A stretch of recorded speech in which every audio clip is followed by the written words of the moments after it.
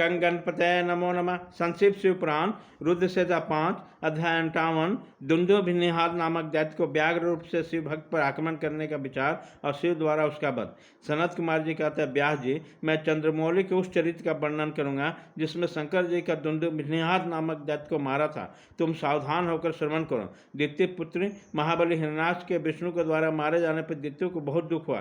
तब देवशत्रु दुंदुभिनिहार ने उसको आश्वासन देकर निश्चय किया कि देवताओं के बल ब्राह्मण है, ब्राह्मण नष्ट हो जाएंगे तो यज्ञ होंगे, यज्ञ न होने पर देवता आहार न पाने से निर्बल हो जाएंगे, तब मैं उन पर सहज विजय पालूंगा। यह विचार कर वो ब्राह्मणों को मारने लगा।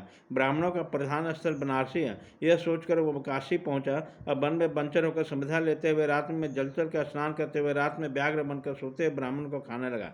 एक दिन शिवरात्रि के अवसर पर एक भक्त अपने पर्णशाला में देवाधिदेव शंकर का पूजन करके ध्यानस्थ बैठा हुआ था। बलभिमानी दैत्यराज दुंदुभिनिहार ने व्याघ्र का रूप धारण करके उसे खा जाने का विचार किया, परंतु वह भक्त दृढ़ चित्त से शिव दर्शन की लालसा लेकर ध्यान लीन था। इसके लिए उन्होंने पहले से ही मंत्र रूपी अस्त्र का विन्यास कर लिया था। इसके कारण उसके दैत्य उस पर आक्रमण करने में समर्थ न होगा। इधर सर्वव्यापी भगवान शंभु को भी दुष्ट रूप वाले दैत्य के अभिप्राय का पता लग गया। तब शंकर ने उसे मार डालने का विचार किया। इतने में जो ही उस दैत्य ने व्याघ्र रूपी भक्त को अपना ग्रास बनाना चाहा, तो ही जगत की रक्षा के लिए मनुष्य और भक्त रक्षण में कुशल बुद्धि वाले त्रिलोचन भगवान शंकर वहां प्रकट हो गए और उसे बगल में दबोचकर अपने सिर पर ब्रज में कठोर घुस्से से प्रहार किया। वो मुष्टि प्रहार तथा कांख में दबोचने से व्याघ्र अत्यंत भयभीत हो गया और अपनी दहाड़ से पृथ्वी तथा आकाश को कपाता हुआ मृत्यु को ग्रास बन गया। उस भयानक शब्द को सुनकर तपस्वी का हृदय कांप उठा।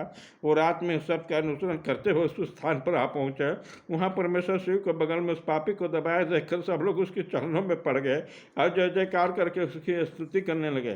तदंतर महेश्वर ने कहा, जो मनुष्य यहाँ आकर श्रद्धापूर्वक मेरे इस रूप का दर्शन करेगा, निस्संदेह मैं उसके सारे उपद्रव का नष्ट करूंगा। जो मानो मेरे इस चरित्र को सुनकर और हृदय में मेरे इस लिंग का स्मरण करके संग्राम में प्रवेश करेगा, उसे अवश्य विजय की प्राप्ति होगी।